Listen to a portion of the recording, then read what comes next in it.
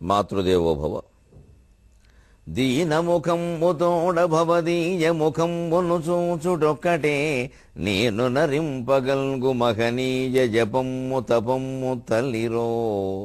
జగన్మాత దీనముఖంబు తోడ భవదీయ ముఖంబును చూచుటొక్కటే నేను నరింపగల్గు మహనీయ జపమ్ము తపమ్ము తల్లిరో. మేనున లోన పైన నను మృంగగజూచు మహాపిశాచమౌ మానసమంతరించుటకు మార్గమునాకిది ఒకటే సుమీ. మేనున లోన పైన నను మృంగగజూచు మహాపిశాచమౌ మానసమంతరించుటకు మార్గమునాకిది ఒకటే సుమీ. ఏబిఎన్ ఆంధ్రజ్యోతి ప్రేక్షక మహాశయులందరికీ నవజీవన వేదం అనే కార్యక్రమంలో 914వ భాగానికి స్వాగతం పలుకుతున్నాం. లీలను జూప సృష్టి నవలీలగ చేసెడి దైవము ఒక్కచో లీలలు ముద్దబోయునే. అలీనతలోనే విలీనత మహాకేళిని చూపునాతడు అనుకీలకమున్ గురుతించి శాస్త్ర కావ్య విద్యా లలితాంగి శాస్త్ర గుణధాముని పెండిలియాడుటొప్పగున్. కావ్య విద్య ఎప్పుడు లలిత గుణం కలిగింది, స్త్రీ వంటిది. శాస్త్ర విద్య గంభీర గుణం కలిగింది, పురుషుని వంటిది. అంచేత ఒంటరి స్త్రీ ఆ ఒంటరితనాన్ని అలా జీవితాంతం అనుభవించి అలా వాడిపోయినట్టుగా ఉండడం ఎలాగైతే మనం అపేక్షించమో, ఆవిడకు చక్కని సంసారం ఏర్పడితే బాగుండు అనుకుంటాము.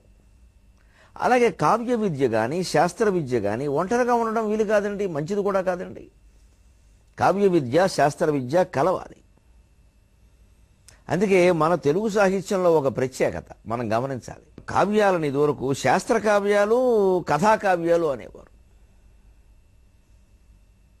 భారతం రామాయణం లాంటి కథ తీసుకుని పద్యాల్లో రాస్తే కథాకావ్యం అనేవారు. గణిత శాస్త్రం, ఛందశాస్త్రం, వ్యాకరణ శాస్త్రం, జ్యోతిష్ శాస్త్రం లాంటివి పద్యాలు రాస్తే వాటిని శాస్త్రకావ్యం అనేవారు. అసలు తిక్కన గారు అమల ప్రౌఢమనీష నేను ఉభయ కావ్య ప్రౌఢి పాటించు శిల్పమునన్ భారగుడన్ కళావిదుడ ఆపస్తంభసూత్రుండ గౌతమ గోత్రుండ ఇవన్నీ చెప్పడంలో ఉద్దేశం ఇది. ఉభయ కావ్య ప్రౌఢి అంటే అదే అని కూడా చెప్పారు. ఒక వివరణ ఉంది దానికి, అదేమి తీసేసే విషయం కాదు. పైగా దానికి ప్రమాణం నన్నయ్య గారి మాటల్లో ఉంది. ఆయన కవితా గుణాలు ఆయన చెబుతూ ప్రసన్న కథా కవితార్థయుక్తి, ప్రసన్న కథా కలితార్థయుక్తి అని రకరకాలుగా మార్చారు. కానీ కథా కవిత అనేది ఒకే మాట అని బలమైన అభిప్రాయం ఉంది. కథా కవిత అంటే కథాకావ్యం, శాస్త్రకావ్యం వేరే. అంటే శాస్త్రాలను కూడా ఛందస్సులోనే రాసేవారు. వ్యాకరణం ఆంధ్రనామ సంగ్రహం ఛందస్సులో ఉంది. తెలుగులో అలంకార శాస్త్రం జయదేవుడి చంద్రాలోకానికి అప్పయ్య దీక్షితుల వారు కొవలయానందం రాస్తే అడిదేము సూరకవి దాన్ని అదే చంద్రాలోకాన్ని తెలుగు పద్యాల్లో రాశారు. శాస్త్రకావ్యం అంటారు దాన్ని. అలంకార శాస్త్రాన్ని పద్యాల్లో రాశాడు ఆయన. అంటే శాస్త్రకావ్యాల మధ్యలో ఒక దృఢమైన అనుబంధాన్ని భారతీయులు ఏర్పరిచారు. ఈ తేడాను వారు పాటించలేదు, ఒప్పుకోలేదు. తర్వాత ఏదో అనేక రంగాల్లో స్పెషలైజేషన్ అంటామే, ప్రత్యేకీకరణ పెరిగినట్టుగా ఇది బాగా విడిపోయింది. సైన్స్ వాళ్ళేమో మాకు ఆర్ట్స్ సంబంధం లేదంటున్నారు. ఈ కవులో పండితులు వీళ్ళు మాకు శాస్త్రంతో సంబంధం లేదని వాడు ఇంక దేనికంటే కవిత్వం. అందులో శాస్త్ర ప్రక్రియ అయినటువంటి ఛందస్సును వదిలేసి, అలంకారాలను వదిలేసి, వ్యాకరణాన్ని వదిలేసి, తమకు ఇష్టమైనటువంటి భాషలో రకరకాల వచనాలు రాయడం మొదలుపెట్టి వాటిని కవిత్వంగా ప్రకటించుకోవడం మొదలయ్యాక ఈ దూరం మరింత ఎక్కువైపోయింది శాస్త్రానికి, కవిత్వానికి. ఎక్కువ ఏమైనా ఉపయోగం జరిగిందంటే ఆ వచన కవిత్వం అనేదంతా పేపర్లో వార్తల కంటే అన్యాయంగా తయారైంది. చదవడం కూడా మానేశారు అందరూ. ఏదో వరుసగా ఇలా రాస్తే వార్త అండి, నిలువుగా రాస్తే కవిత్వం అనే మాట వచ్చేసింది. ఎందుకు వచ్చింది అది? అసలు తత్వం సారం తగ్గిపోతుంటే కవులు జాగ్రత్త పడకపోతే ఎలాగా? సారం తగ్గిపోతుంది. మీరు ఏ ప్రక్రియలో రాస్తేమి అందులో క్రియ లేదు, ఏ ప్రక్రియ అయితే ఇంకా కవిత్వం పోతుంది అందులోంచి. చివరికి అస్తిత్వవాదాలు, సిద్ధాంతాలు మిగిలే కవిత్వం జారిపోయింది. అసలు దాని ప్రయోజనం పోయింది. ఇంకా రాగద్వేషాలు బాగా అలుముకున్నాయి. ఎక్కడ ఏ కార్యక్రమం ఎవరిని చేయనివ్వకుండా. ఈ సమన్వయ ధోరణి లేకపోవడం వల్లే సామరస్యం కొరబడుతుంది. ఎందుకు కావ్య విద్య శాస్త్ర విద్య రెండు కలవాలి అంటే ఇప్పుడు చెబుతోంది సముద్రం. సత్యము వెల్లడించునది శాస్త్రము, దానికి ధర్మ మార్గ సాహిత్యము తోడు నిల్చునేడ, ఇంక కనుంగొనుము ఆర్ద్రభావ సాంగత్య మహాప్రభావములు. సత్యము వెల్లడించునది శాస్త్రము, దానికి ధర్మ మార్గ సాహిత్యము తోడు నిల్చునెడ, ఇంక కనుంగొనుము ఆర్ద్రభావ సాంగత్య మహాప్రభావములు. కాల పరీక్షకు నిల్వగల్గు సాహిత్యము సృష్టి చేయవలే, కాల పరీక్షకు నిల్వగల్గు సాహిత్యము సృష్టి చేయవలే. ఇద్దర యుద్ధము శాంతి నొందగన్, ఇద్దర యుద్ధము శాంతి నొందగన్. సత్యము వెల్లడించున్నది శాస్త్రం. శాస్త్రం ఎప్పుడు సత్యం చెబుతుంది. ఇది ఉన్న విషయం. దాన్ని ఎవరు ఎలా వినియోగించుకుంటారో శాస్త్రానికి సంబంధం లేదు. ఆ విషయం కనిపెట్టి చెప్పడం వరకే శాస్త్రం పని. అది ఆ పని చేయాలి. ఎవరి కోసమని కాకుండా కేవలం శాస్త్రం కోసమే అన్నట్టుగా చేయాలి. కానీ దానికి కళ, సాహిత్యం, ధర్మ మార్గం తోడు కాకపోతే అది దుర్వినియోగమే అవుతుంది. కళ కోసమే అన్నటువంటి మాట అంత సత్యంగా ఒప్పుకోలేం. కానీ శాస్త్రం కోసమే ఒప్పుకోవచ్చు. సత్యం కోసమే. సత్యానికి ఇతరాపేక్ష ఏమి ఉండదు. కానీ ధర్మానికి చాలా అపేక్షలు ఉన్నాయి. అది ఉపేక్షించాల్సిన విషయం కాదు. ధర్మానికి చాలా అపేక్షలు ఉంటాయి. సత్యానికి అపేక్ష ఉండదు. సత్యం అంతే, అది ఉంది. నీకు ఇష్టం ఉన్నా లేకపోయినా అది ఉంటుంది. సాహిత్యం అలా కాదు, కళ అలా కాదు. మన ఇష్టంతో ముడిపడి ఉంది అది. అసలు సత్యాన్ని మనం ఇష్టపడేలా చేయడం కోసమే సాహిత్యం వచ్చింది. దాన్ని ఇంకాస్త రసమయ ధోరణి, రాగమయ ధోరణి కూడా జోడించి సంగీతం వచ్చింది. ఇప్పుడు ఈ రసమయం, రాగమయం అన్నీ కూడా ధర్మ మార్గంలో నడవడం కోసం అనేదాన్ని సంగీతవేత్తలు, సాహిత్యవేత్తలే మర్చిపోతున్నారు. ఇక శాస్త్రవేత్తల సంగతి చెప్పేది ఉంది. సంగీతం అంటే ఊరికే మ్యూజిక్ పాడతామండి. మ్యూజిక్ పాడడం ఏంటమ్మా? దాని అర్థం తెలుసునా నీకు? అయితే నీ ప్రవర్తనలో దోషం కనపడకూడదు. మనం వంకర చూపులు చూస్తూ త్యాగరాజ కీర్తన పాడడం ఏంటి? అవకాశాల కోసం వెంపర్లాడుతూ వాళ్ళ చుట్టూ వీళ్ళ చుట్టూ తిరుగుతూ అన్నమాచార్య కీర్తనలు పాడడం ఏంటి? ఏం చెప్పాడు అన్నమాచార్య కీర్తనలో? అదే పక్కదారి పాడడం అంటే. ఆ పాట అంటే పాడతామండి చక్కగాను. దానికి మన జీవితానికి సంబంధం లేనప్పుడు పాడడం ఎందుకు? ప్రేక్షకులను మోసం చేయడానిక?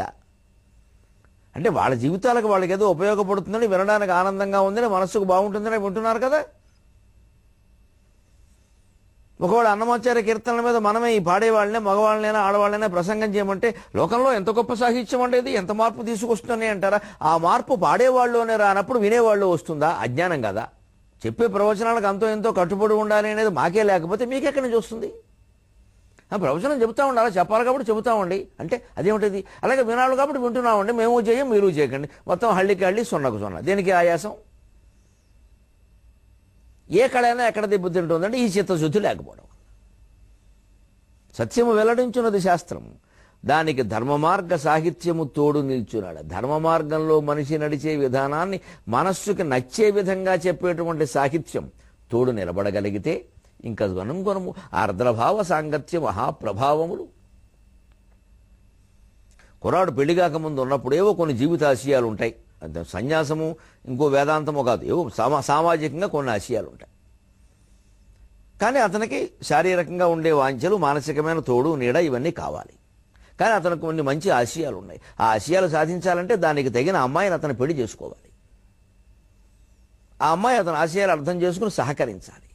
అప్పుడు ఇద్దరూ కలిసి బ్రహ్మాండమైనటువంటి ఆశయ సామ్రాజ్యాన్ని స్థాపిస్తారండి. అదే సరిగ్గా ధర్మ మార్గ సాహిత్యము తోడు నిల్చున్నాడ, ఇంకా కనుగొనము ఆర్ద్రభావ సాంగత్య మహాప్రభావములు. సత్యము వెల్లడించున్నది శాస్త్రము, దానికి ధర్మ మార్గ సాహిత్యము తోడు నిల్చున్నాడ, ఇంకా కనుగొనము ఆర్ద్రభావ సాంగత్య మహాప్రభావములు.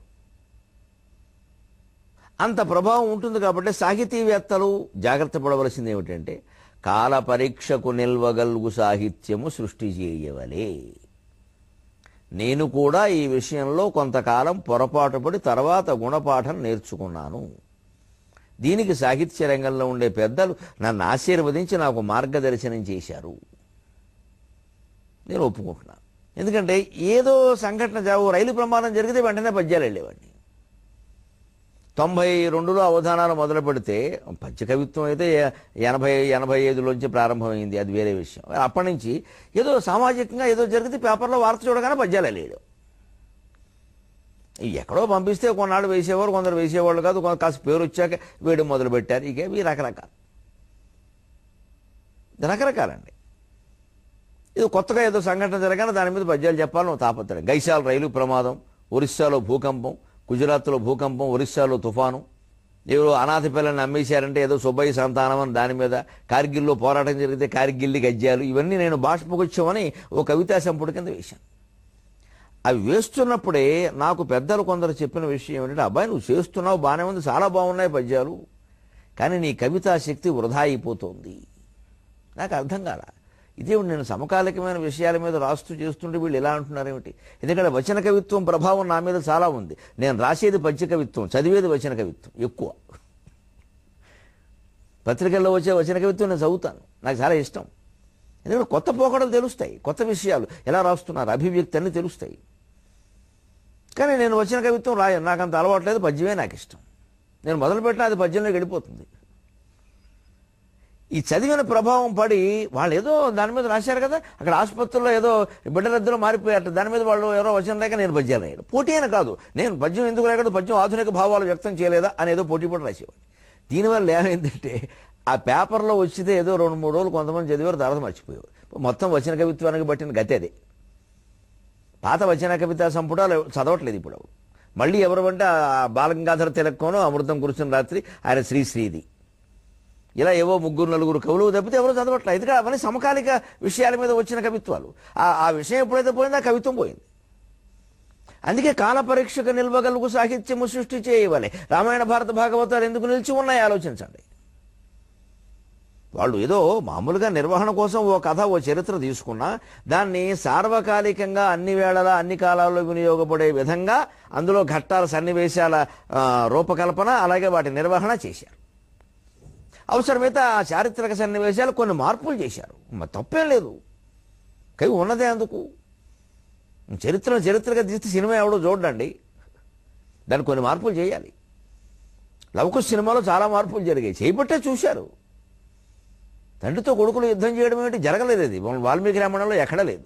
కానీ అలా అన్నారు కదా, లవకుశ ఎవరన్నా కొత్తగా తీసి చక్కగా ఇలాగదో వనవాసానికి వెళ్ళడం, అశ్వమేధ యాగం చేయడం, అక్కడ లవకుశంలో వాల్మీకి తీసుకురావడం, వెంటనే రాముడు అంగీకరించడం, పట్టాభిషేకం చేస్తే ఇక మళ్ళీ లవకుశ సినిమా ఎవడు చూడడం. వాళ్ళు ఎంత బాగా తీశారని అంటాడు. అదే మరి గ్రహించడం. చిన్న చిన్న మార్పులు ఇప్పుడు దానివల్ల పిల్లలు తండ్రితో దెబ్బలాడడం వల్ల, యుద్ధం చేయడం వల్ల వచ్చిన నష్టం ఏం లేదు, లోకంలో విలువలేమి చెడిపోలేదు, మానవ సంబంధాలు దెబ్బతినలేదు, లవకుశ సినిమా వాళ్ళు పెరిగాయి. అంత అద్భుతమైనటువంటి కల్పన అది. కానీ మూల చరిత్ర ఉంది. అశ్వమేధ యాగం వరకు చరిత్ర, సీత వనవాసం వరకు చరిత్ర, లవకుశుల పుట్టడం వరకు చరిత్ర. ఆ గుర్రాన్ని వీళ్ళు కట్టేయడం, యుద్ధం చేయడం అది కల్పన. కానీ అది మంచి కల్పనే, నష్టమేమైంది? అలాంటివి పర్వాలా. అందుకే దానికి ఎప్పుడు ఇలా జరిగితే బాగుంటుంది. ఆంధ్రభావ సాంగత్య మహాప్రభములు కాల పరీక్షకు నిల్వగలుగు సాహిత్యము సృష్టి చేయవాలి. ఇది తర్వాత ముందు ఏమైనా కొన్ని కల్పనలు జోడించైనా సరే చేసుకోవచ్చుగాక. ఇది ముందే అన్ని కాలాల్లో అందరికీ పనికొచ్చే విధమైన ఘట్టాలు అందులో ఏర్పాటు చేసి సమస్యలు, పరిష్కారాలు అవి గనక కవితాత్మకంగా, కళాత్మకంగా సూచించగలిగితే మిగిలిపోతుంది. దానికి రామాయణ భారత భాగవతాలే ఉదాహరణ. ఈ 1000 ఏళ్ళేందో ఏమిటో తెలియదు. ఆ ప్రహ్లాద చరిత్ర, వామన చరిత్ర ఇప్పటికి ఇలా ప్రవచనాలు చెబుతూ ఉంటే 1000 మంది కూర్చుని వింటున్నారండి ఆ పద్యాలు, పోతన గారి పద్యాలు. ఎంత గొప్ప కవిత్వం అది. సాహిత్యం అంటే అది కదా, భాగవతం కదా. అందుకే కమ్యూనిస్టు కవి అయినటువంటి శ్రీశ్రీ కూడా నా కవిత్వం నేర్చుకోవాలనుంది, రాయాలనుంది, ఏం చేయమంటారంటే ముందు భాగవతం చదువు, తర్వాత నీకు పద్యరచన అలవాటు అవుతుంది, వస్తే రాద్ది కానీ లేకపోతే లేదు, రాయిపోతే నష్టమే లేదు, చదవకపోతే నష్టం, ముందు చదవమని చెప్పాడు. భాగవతం చదవమని సలహా ఇచ్చాడు ఆయన. అంత గొప్పది భాగవతం. కాల పరీక్షకు నిల్వగలుగు సాహిత్యము సృష్టి చేయవల యుద్ధము శాంతిని ఉందగా. నిజంగా యుద్ధ భావాలు పోయి ఇప్పుడున్న వాతావరణంలో కూడా శాంతి పొందాలంటే చెయ్యాలి. అదే నాకు కూడా అప్పుడు అనిపించి అప్పుడు సాగరఘోష మహాకావ్య నిర్మాణం చేశా. ప్రపంచ చరిత్రని తీసుకుని ఎప్పటికీ ఉపయోగపడేలా రకరకాల ఘట్టాలు ఇందులో ఇముడించి రాస్తే చిత్రం ఏమిటంటే ఆ కావ్యం పూర్తయిన తర్వాత 15 ఏళ్లుగా నేను వేరే మహాకావ్యం రాయాలని నాకు అనిపించలేదు, అవసరం కూడా ఏం కనపడడం లేదు. అవసరం ఉంటే రాస్తాం, అది వేరే విషయం. ఎన్ని రాశామనేది ప్రధానం కాదు. అక్కడ వాల్మీకి రామాయణం ఒకటే రాశాడు, మిగలలేదా? మనం ఇంకా ఆయనకంటే చాలా ఎక్కువ రాశాం, చాలు, ఎప్పటికే ఎక్కువ చేశాం. మిగిలినవేవో పద్యాలు నడుస్తున్నాయనే ఊరుకోలేదు. తిట్టే నోరు తిరిగే కాలు ఊరుకోవని కవిత్వం చెప్పడం అలవాటు పడినవాడు ఊరుకోడే. ఓ అమ్మవారి మీద పద్యాలు, అయ్యవారి మీద పద్యాలు నడుస్తున్నాయని చాలు. ఇక ఇంతకంటే ఓ మహాకావ్యాలు రాయడం కంటే ముందు చెప్పిన వాటిని ఆచరణలో పెట్టడం, అనుభూతికి తెచ్చుకోవడం, మౌనం, ధ్యానం, తపస్సు, ఇవి నాకు నా జీవితంలో చాలా ముఖ్యంగా కనపడుతున్నాయి. ఇవాళ నా దృష్టి అంతా మౌనం, ధ్యానం, తపస్సు, మౌనం, ధ్యానం, తపస్సు. ఆ దృష్టి అలా వెళ్ళిపోతుంది పొందిన తత్వజ్ఞానం కారణంగా. అలాంటి ప్రగతి మనిషి సాధించగలిగితే ఆత్మజ్ఞానం పొందుతాడండి. అంతిమ లక్ష్యం అదే కదా. సాహిత్యం ఆ మార్పు చేయగలుగుతుంది. దానికి ఉదాహరణే మనకి విశ్వకవి రవీంద్రుని సాహిత్యం. తలపున్ వీడునే సత్కవిత్వములు సంధ్యాదీపములు పెట్టు వేళల గీతాంజలి నాలపించెదరు. సంధ్యాదీపములు పెట్టు వేళల గీతాంజలి నాలపించెదరు. కల్కత్తాపురి నేటికిన్ అలయై వెన్నెల వాగునై రస జగద్వ్యాఖ్యాన పాథోధియై. అలయై వెన్నెల వాగునై రస జగద్వ్యాఖ్యాన పాథోధియై. ఇలా ప్రేమించు రవీంద్ర సాహితిని ప్రేమించన్ పురస్కారముల్. కవిత్వం యొక్క ప్రభావం ఎంత గొప్పది అంటే, ఇప్పటికీ కూడా కలకత్తాలో సంధ్య వేళ దీపం పెడుతూ ఉంటే గీతాంజలి పద్యాలు పాడతారండి సామాన్య గృహిణులు. తలపును వీడున సత్కవిత్వములు. నిజంగా మంచి కావ్యం అయితే వ్యాస కవిత్వం లాగా, వాల్మీకి రామాయణం లాగా, వ్యాస భాగవతం లాగా, పోతన గారి పద్యాలలాగా మంచి కవిత్వం అయితే జనం మర్చిపోతారా? మన తెలుగు సాహిత్యంలో ఎన్ని లేవండి. తిక్కన గారి పద్యాలు మర్చిపోయారు, అన్నయ్య గారు మర్చిపోయారు, నిన్న మొన్న పుట్టిన వాళ్ళు మర్చిపోయారు. వాళ్ళు చదువుకుంటున్నారు హాయిగా, బాగుండబట్టే కదా. అవి వాళ్ళ జీవితాలని, మనస్సును స్పృశించబట్టే కదా. సంధ్యాదీపములు పెట్టి వేళల గీతాంజలిని ఆలపించెదరు కలకత్తాపురి. తలపున్ వీడుని సత్కవిత్వములు సంధ్యాదీపములు పెట్టు వేళల గీతాంజలిని ఆలపించెదరు కలకత్తాపురిన్. నేటికిన్ ఇప్పటికీ జరుగుతోంది. ఎందుకని అది ఎటువంటిది? అలయై వెన్నెల వాగునై రస జగద్వ్యాఖ్యాన పాథోధియై. అది ఒక కెరటంగా పుట్టినటువంటిది. వెన్నెల ప్రవాహమైంది, వెన్నెల వాగైంది, కెరటం ప్రవాహమైంది. అంతేకాదు రసజగద్ వ్యాఖ్యాన పాథోది. రసవత్తరమైన ఈ జగత్తును వ్యాఖ్యానం చేసే సముద్రమైంది. ఓ కెరటంలా మొదలైంది, ఒక అలలాగా, ఒక వాగైంది, ఒక వార్ధయింది. అందుకే ఎందుకని? ఇలా ప్రేమించు రవీంద్ర సాహిత్యని. ఆయన భూమిని ప్రేమించాడు కాబట్టి భూమి మీద పురస్కారాలన్నీ, నోబెల్ పురస్కారం సహా ఆ మహాకవిని ప్రేమించే విశ్వకవిని చేసే. విశ్వ విజేతయై విభవ వీధులలో విహరింపగల్గి తానశ్వము వీడి శాంతియను తానశ్వము వీడి స్వేచ్ఛయను ఆవును శాంతినికేతనమ్మునన్. శాశ్వతమైన శాంతిమయ శాద్వల భూములలోన ద్రిప్పే. ఎంత నిరాడంబర జీవితాన్ని గడిపాడండి ఆ మహాకవి. మహాత్ముడు సైతం ఆయన ఇంటికి వెళ్ళి ఆయన చూసి గురూజీ గురూజీ అని పిలిచాడండి. గురూజీ గురూజీ అన్నాడు. ఆయన ఈయన మహాత్మా అంటే ఆయన్ని గురూజీ అన్నారు. మీరు నా గురువు అండి అన్నాడు ఆయన. విశ్వ విజేతయై విభవ వీధులలో విహరింపగలిగి తానశ్వము వీడి స్వేచ్ఛయను ఆవును శాంతినికేతనమ్మునన్. శాశ్వతమైన శాంతిమయ శాద్వల భూములలోన ద్రిప్పే. ఆశాశ్వపు కళ్ళెముల్ బిగిసే, ఆశాశ్వపు కళ్ళెముల్ బిగిసే అతన్ని చేతలలోని నీతికిన్. ఇది జీవితాన్ని నడిపించుకోవలసిన విధానం. విశ్వ విజేత, నోబెల్ పురస్కారం అందుకున్నాడు మహానుభావుడు. ఐన్స్టీన్ లాగే ఎక్కడా గర్వము కింత లేదు, మమకారము పాపల యందు ప్రీతి గాంధర్వమునందు. రవీంద్ర సాహిత్యం ఎంత గొప్పదో రవీంద్ర సంగీతం కూడా అంత గొప్పది. సంగీతంలో నాని ప్రయోగాలు చేశాడు. విభవ వీధులలో విహరింపగలిగి బ్రహ్మవైభవాలన్నీ అనుభవించచ్చండి. ఆ ప్రయత్నం చేయలేదండి. పరమ నిరాడంబర జీవనం గడపాడండి. ఓ శాంతినికేతనం అనే పాఠశాల పెట్టాడండి. చెట్ల కింద సహజమైన వాతావరణంలో పిల్లలకి కళాబోధన చేశాడండి. శాస్త్రము కళలు సమానంగా బోధింపజేశారండి. ఇప్పటికీ ఉందండి ఆ పాఠశాల. ఇందిరాగాంధీ లాంటి మహానాయకురాళ్ళందరూ అక్కడ చదువుకున్నారండి. తాను అశ్వము వీడి గుర్రం మీద తిరగవలసిన వాడు వైభవంగా మహారాజసభలకి స్వేచ్ఛయను ఆవును తిప్పాడండి. అశ్వాన్ని విడిచిపెట్టాడు. నేను అశ్వం మీద తిరగను, నాకు ఆ వైభవం అక్కల, నాకు ఆవు చాలు. స్వేచ్ఛయను అవును. నా స్వేచ్ఛగా నేను ఉండాలి. ఆ ప్రభుత్వాలు పదవులు అవన్నీ ఉంటే మనం స్వేచ్ఛగా ఉండలేం. ఏమిటో ఇద్దరు పోలీసులు వెనకాల 6 దొంగలు ఉంటారు, ఎందుకు వచ్చిన గొడవ. నా స్వేచ్ఛ నాకు కావాలి, నాకు ఆవు చాలు, నాకు అశ్వం అక్కలా అన్నాడు. అశ్వం వైభవానికి సంకేతం, ఆవు పవిత్రతకి సంకేతం. నాకు పవిత్రంగా బతకాలనుంది, హాయిగా బతకాలనుంది, నాకు ఆ వైభవాలు వద్దన్నాడు ఆయన. శాంతినికేతనమున శాశ్వతమైన శాంతిమయ శాద్వల భూములలోన తిప్పి, శాంతినికేతనంలో ఆయన శాశ్వతమైన శాంతిమయమైన పచ్చగడ్డి నేలల్లో చెప్పాడండి. శాద్వల భూములలోన ఆ ఆవుని, ఓ గోవును కాచే దిలీపుళ్ళ హాయిగా బతికాడండి. దిలీపుడు జీవితంలో రసవత్తరమైన ఘట్టం ఏది అంటే ఆయన గోసేవ చెబుతాడండి. ఎంత మహారాజు అయినా ఆ గోవుని అలా కాచుకుంటూ ఉన్నంతకాలం నేను హాయిగా ఉన్నాను, స్థితస్థితాముచ్చలిత ప్రయాతాం అని అంటాడండి. ఎందుకు చేయగలిగాడు మనం గమనించాలి. ఆశాశ్వపు కళ్ళెముల్ బిగిసే అతని చేతలలోని నీతికి. ఆశ అనే గుర్రం కళ్ళాలు బిగి పట్టుకున్నాడు, నీతి మార్గంలో వెళ్ళాడు. మనస్సులో అనేక ఆశలు అందరికీ పుడతాయి. అందుకే కోరికని మనోరథం అంటారు సంస్కృతంలో. చాలా గొప్ప మాట. మనస్సును రథంలా పరిగెట్టేది, రథమే వేగం, మనస్సు ఇంకా వేగం, రెండూ కలిపితే మనోరథం. ఈ కోరికలు మన గాడిదలను చేస్తాయి. దాన్ని కళ్ళెంతో బిగించాడు ఆయన, అతని చేతలలో నీతికి. అది మనం నేర్చుకోవాలని చెప్పి సముద్రం ఈ ఆశ్వాసాన్ని ముగిస్తూ కవి ఇంటికి పెడతాడు. కాబట్టి వెడుతూ తరంగాలను చూశాట, సముద్ర తీరాన్ని చూసేట ఒక ఆలోచన వచ్చింది. ఆ ఆలోచన చెబుతున్నాడు ఇక్కడ. పరమదయాసముద్రుడగు పావనమూర్తి తరంగహస్తుడై తరచుగా చిత్తతీరమును తాకగా జారుడు బల్లయైన ఈ నరుని మనస్సు వాని కరుణన్ గ్రహింపగలేని ఎట్లే. పరమదయా సముద్రుడగు పావనమూర్తి తరంగహస్తుడై తరచుగా చిత్తతీరమును తాకగా జారుడు వల్లయైన ఈ నరుని మనస్సు వాని కరుణన్ గ్రహింపగలేని ఎట్లే.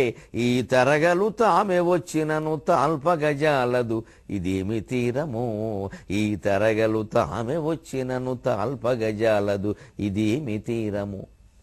కవి సప్తమాశ్వాసం సప్తమాంతరంగం ముగియగానే ఇంటికి వెళ్ళిపోతుంటే ఒక దృశ్యాన్ని చూశాడు. ఎన్నో తరంగాలు వస్తున్నాయి సముద్ర తీరానికి, అన్నీ వెనక్కి వెళ్ళిపోతున్నాయి. ఇలా వస్తున్నాయి, పెద్ద ఉవ్వెత్తుగా ఎగసి పడుతూ వస్తున్నాయి. ఇంత పెద్దది వచ్చింది కదా, ఇది ఇక్కడ నిలబడుతుందేమో అనుకునేలోగా జారిపోయి వెనక్కి వెళ్ళిపోతుంది. ఒక్కసారి జాలేసింది తీరాన్ని చూడగానే, ఏమిటో వీరి తీరం, ఇన్ని తరంగాలు వస్తున్నాయి, ఒక్కటి నిలబెట్టుకోవట్లేదు, అది అలాగే ఉంది జారుడు బాలలాగా అని. వెంటనే అది చూడగానే ఆయనకు భావన వచ్చింది, మన బతుకు అంతే కదా. పరమ దయాసముద్రుడగు పావనమూర్తి భగవంతుడు దయాసముద్రుడు, ఈ సముద్రం లాంటివాడే. తరంగహస్తుడై, ఈ తరంగాలు లాంటివే ఆయన చేతులు. తరచుగా చిత్తతీరమును తాకగా, ఈ తరంగాలు వచ్చి ఈ తీరాన్ని తాకినట్టే భగవంతుడు తన హస్తాలతో, తన రూపం ద్వారా, తన నామం ద్వారా, తన కళ్యాణ గుణగణాల ద్వారా మన మనస్సుని ఎన్నిసార్లు తాకాడు. ఎన్ని గ్రంథాలు చదువుతుంటే, ఎన్ని ప్రవచనాలు వింటుంటే, ఎన్నిసార్లు భగవంతుడు మనల్ని పట్టేశాడు. మనం ఆయన పట్టుకున్నావా, వదిలేశాం. ఎప్పటికప్పుడే నరుని మనస్సు జారుడు బల్ల అయిన ఈ నరుని మనస్సు వాని కరుణన్ గ్రహింపగలేని ఎట్లే. జారుడు బల్ల మీద పిల్లలు ఎక్కేదే జారడం కోసం అన్నట్టుగా మనకు ఆలోచన రావడం జారిపోవడం, ఆలోచన రావడం జారిపోవడం, ఆలోచన రావడం జారిపోవడం. ఈ పారాయణ చేసినా అంతే, పూజ చేసినా అంతే, స్మరణ చేసినా అంతే. ఒక క్షణం ఈ దిక్కుమాలిన మనస్సు స్మరింపనివదే. ఈ తరగలు తామె వచ్చినను తాల్పగజాలదు ఇదేమి తీరము. తరంగాలు తమంతా తామే వచ్చిన ఒక్క ఆ తరంగాన్ని కూడా నిలబెట్టుకోవడం. అలాగే భగవత్పరమైనటువంటి చింతనలు తమంతా తామే వచ్చి మనకి చేరుతున్నా మనం నిలబెట్టుకోలేదంటే ఎంత దురదృష్టవంతులు ఉండి. పరమదయా సముద్రుడగు పావనమూర్తి తరంగహస్తుడై తరచుగా చిత్తతీరమును తాకగా జారుడు వల్లయైన ఈ నరుని మనస్సు వాని కరుణన్ గ్రహింపగలేని ఎట్లే. ఈ తరగలు తామె వచ్చినను తాల్పగజాలదు ఇదేమి తీరమో. ఇది సాగర ఘోష భౌతిక మానసిక పర్యావరణ పద్యకావ్యంలో సప్తమాంతరంగం.